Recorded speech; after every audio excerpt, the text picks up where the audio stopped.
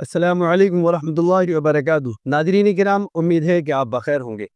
ناظرین کرام، آج ہم آپ کو بتائیں گے کہ ابدال کسے کہتے ہیں، ابدال کون ہیں۔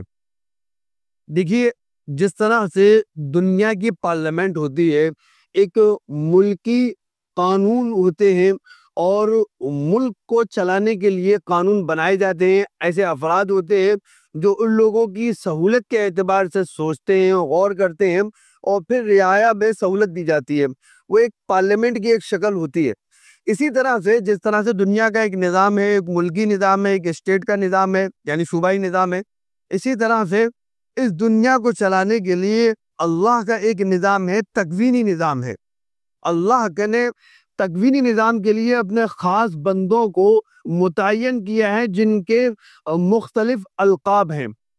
کسی کو اوتاد کہا جاتا ہے، کسی کو نجبا کہا جاتا ہے، کسی کو ابدال کہا جاتا ہے، کسی کو قطب کہا جاتا ہے، کسی کو قطب الاقطاب کہا جاتا ہے، کسی کو قطب الارشاد کہا جاتا ہے۔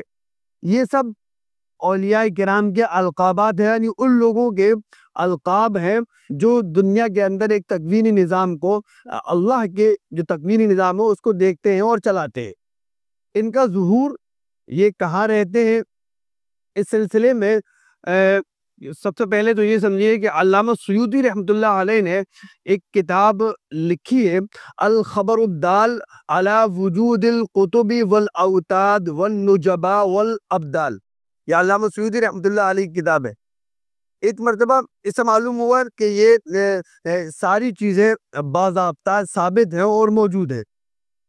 ایک مرتبہ حضرت علی رضی اللہ تعالیٰ عنہ کے سامنے تذکرہ ہوا اہل شام کا، اور اہل شام کے جو لوگ بیٹھے ہوئے تھے انہوں نے شام کے لوگوں کے بارے میں کچھ نامناسب الفاظ کہے۔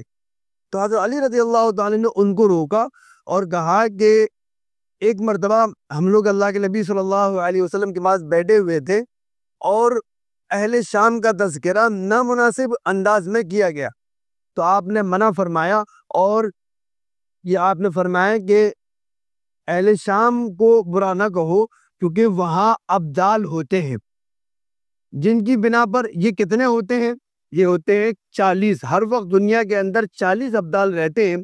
اگر ایک کا انتقال ہو جاتا ہے، یعنی دنیا سے چلا جاتا ہے، تو اس کی جگہ کسی دوسرے کو متعین کر دیا جاتا ہے، یعنی کسی دوسرے ولی کو اس کی جگہ پر بٹھال دیا جاتا ہے۔ یہ ان کا نظام ہے، یعنی ہر وقت میں 40 ابدال موجود رہتے ہیں۔ تو آپ نے فرمایا ملک شام میں ابدال موجود رہتے ہیں، جن کی بنا پر ان کے صدقے میں بارش نازل ہوتی ہے اور دشمنوں پر فتح ملتی ہے، اور اہل شام سے عذاب کو دور کیا جاتا ہے انہی ابدالوں کی بنا پر۔ تو بہرحال یہ اولیاء کرام کی ایک قسم ہے، اللہ تعالیٰ جس کو اپنی تکوینی نظام کے طور پر جس کو منتخب کرتے ہیں۔ یہ کوئی چاہے کہ میں بن جاؤں ابدال یا مجھے محنت سے مل جائے تو ایسا نہیں ہے، بلکہ اللہ تعالیٰ جس کو منتخب کرتے ہیں اس بندے کو یہ عہدہ ملتا ہے۔ ابدال موجود ہوتے ہیں اور یہ اللہ کا یہ تکوینی نظام ہے، اس نظام کو دیکھتے ہیں۔